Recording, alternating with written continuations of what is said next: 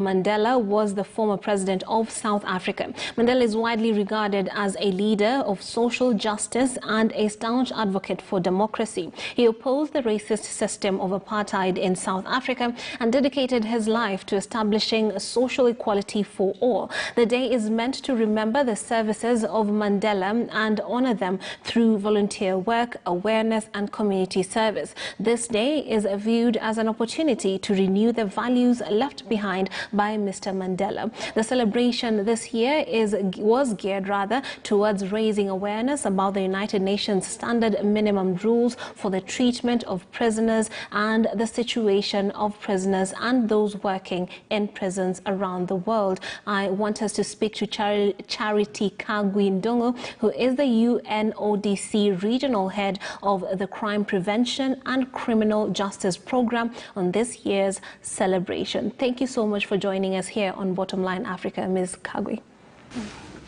Okay, now let's get into it. It's a big day worth celebrating, and there's a lot that's happening globally. So if you could just point us to why this is a day that needs to be celebrated every year and what we seek to remember as we look at the legacy of Nelson Mandela. So I think, and not just I think, we all know that this century, the most important prisoner that we have had is Nelson Mandela. He, as the Secretary General said, he was held for 27 years in brutal conditions, and he was held as a prisoner, a political prisoner. So he suffered quite a bit in Robben Island and in other forms of prisons. And one of the things that Nelson Mandela did when he came out is that he said a country should not be judged by how it treats its highest citizens. It should be judged by how it treats its lowest citizens. And in this case, we think about the lowest citizens being those who are in conflict with the law. A lot of the people who are in conflict with the law are there sometimes because the society has failed them. There is, we have had experience of people entering the criminal justice process or system from when they are children, as young children, and then graduating into the postal institutions and into the prisons.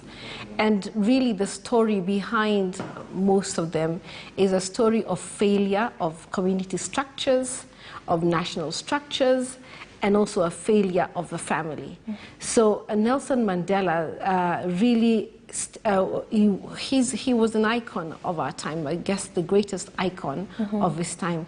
And he then stands out to be the most important spokesman for how people should be treated when they are in prison. Indeed, indeed. And so when you look at the situation in Kenya and in Africa as a whole, prisons and of course the pursuit of justice, we know many of the people behind bars are there sometimes because of system failures and some of the things that you have pointed out. How would you surmise where we are at, and what do we need to do to live up to some of the ideals that Nelson Mandela would have held?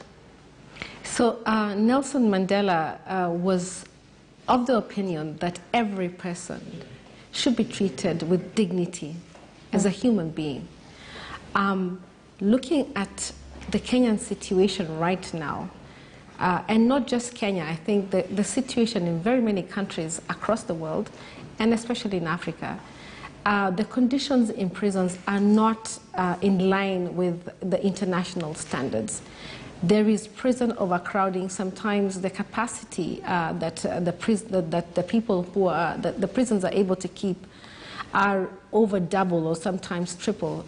You will find that our prisons are able to have 26,000 prisoners, but at a given time you might have them up to 50,000. I do not know the exact figures right now, but it is not the best situation when people are overcrowded in prisons, and it does not respect their dignity and their human rights.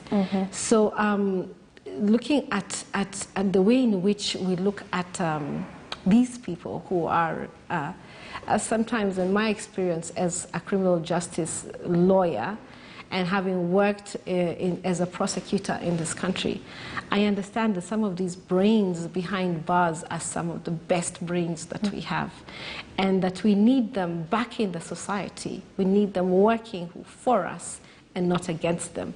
We need that, everything that Kenya has, to work towards building the country. So the process really should be about making sure that they're able to have rehabilitation. Long time ago, people used to look at it, and really that's a legacy from colonial times, where prison was about punishment. You go in, you're punished, you're beaten, you're tortured, and it's because you were not able to live up to what the colonial masters wanted you to do. You're supposed to be an example to the rest of the people. We will keep the natives in line by making an example of you.